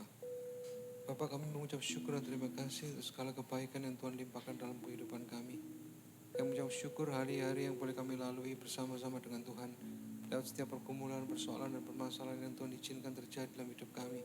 Boleh membawa kami semakin hari menyaksikan bagaimana Engkau bekerja, turut bekerja dalam kehidupan kami.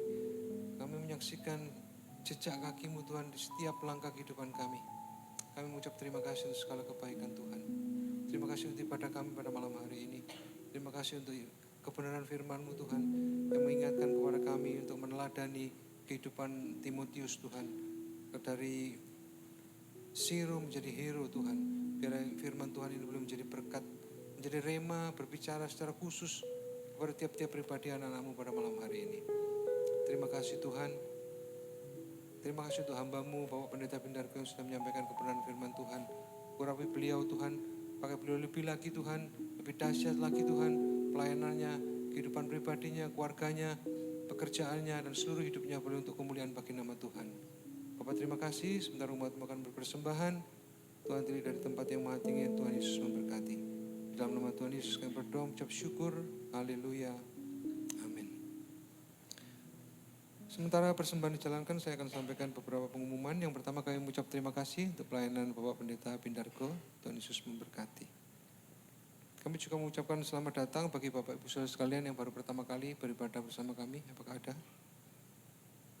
Ada yang baru datang.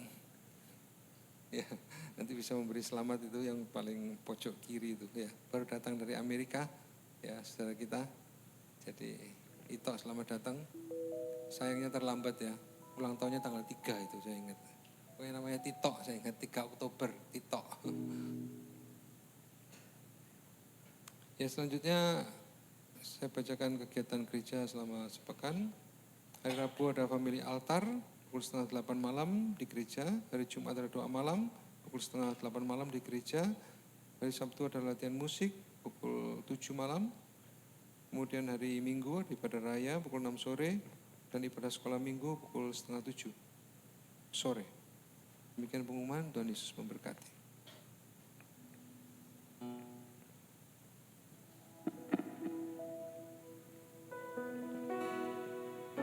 Baik, kita akhiri ibadah kita malam hari ini. Mari sama-sama kita mau bangkit berdiri.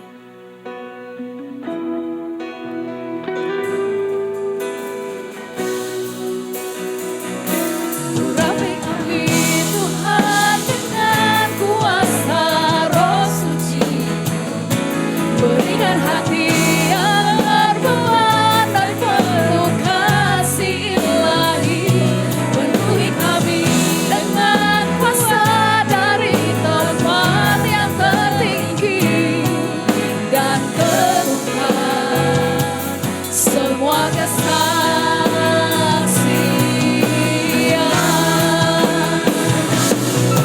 Kami Tuhan dengan kuasa Roh Suci, berikan hati yang berbeban dan penuh kasih ilahi.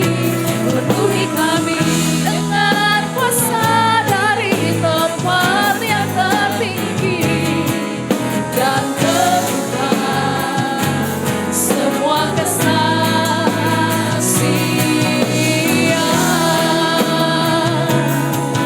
Dan teguhkan semua kesaksian.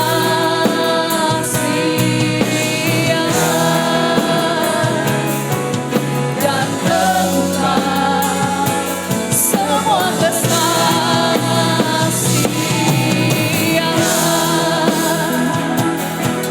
Haleluya. Mari sembah Dia. Sembah Dia. Haleluya.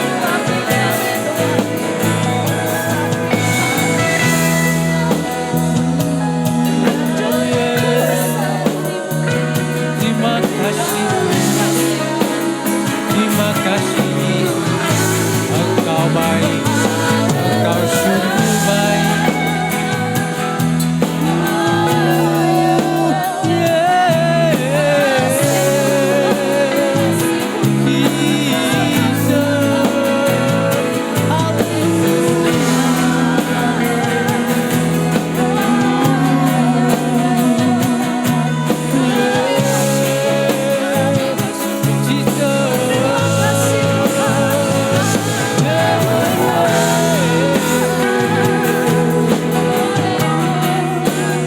Terima kasih Yesus, Engkau baik, Engkau sungguh baik, amat baik. Haleluya, haleluya.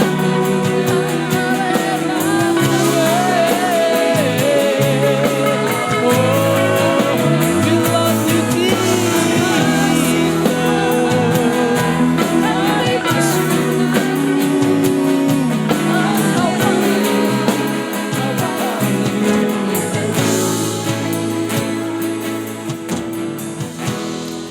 Bapa, dalam nama Yesus, terima kasih Tuhan pada saat malam hari ini, sesembahan pujian sekiranya boleh menyenangkan hatimu ya Bapa. Tuhan Yesus, kami juga mengucap syukur pada saat ini kami boleh dikuatkan dengan kebenaran firman Tuhan yang senantiasa mendidik kami sebagai orang tua untuk senantiasa mendidik anak-anak kami penuh dengan firman Tuhan. Terima kasih Bapa, firman Tuhan yang sudah disampaikan melalui hamba-Mu Bapak Pendeta Pindargo. Pakai beliau lebih lagi Tuhan, untuk menjadikan saksi-saksi, untuk menjadikan motivasi daripada segala kebenaran firman Tuhan yang sudah disampaikan. Terima kasih Bapa. Dan sebentar hamba-Mu kembali ke Denpasar. Penyertaan-Mu berlaku atas beliau sampai di tujuan, tidak kekurangan sesuatu apapun juga. Terima kasih Bapak. Pada saat malam hari ini Tuhan, kami berdoa buat bangsa dan negara kami. Kami tetap menyerahkan bangsa dan negara kami. Di tahun depan kami akan melaksanakan pesta demokrasi. Engkau turut campur tangan. Engkau turut bekerja dalam pelaksanaan pesta demokrasi ini. Dan kami percaya yang terbaik buat bangsa dan negara kami. Kami berdoa buat Bapak Presiden kami, Wakil Presiden kami, para menteri, Bapak Kapolri kami, serta Panglima TNI kami. Kami serahkan semua di tangan Tuhan. Kami percaya Tuhan, Engkau tetap memakai beliau-beliau demi keamanan bangsa kami.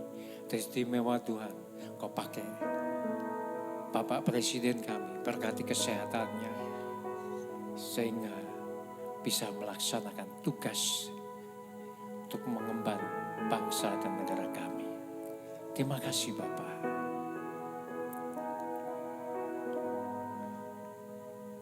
Saudara, mari kita angkat tangan, siap terima berkat dari Tuhan. Diberkati pada saat datang, diberkati pula pada saat engkau pulang.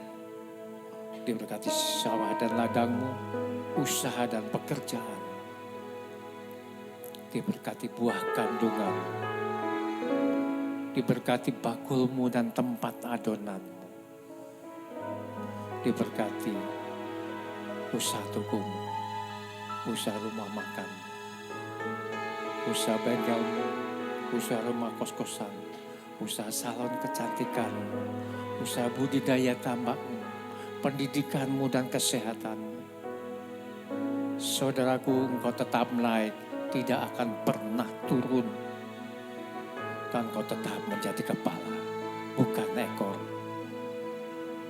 Saudara, mari kita pulang membawa segala kemenangan, damai, sejahtera dari Allah Bapa, Allah Putra, Allah Roh Kudus, dari mulai saat ini sampai Maranatha. Tuhan Yesus datang kedua kali. Haleluya. Yang sudah diberkati katakan bersama-sama. Amin, amin. Selamat malam saudaraku. Sampai ketemu minggu depan.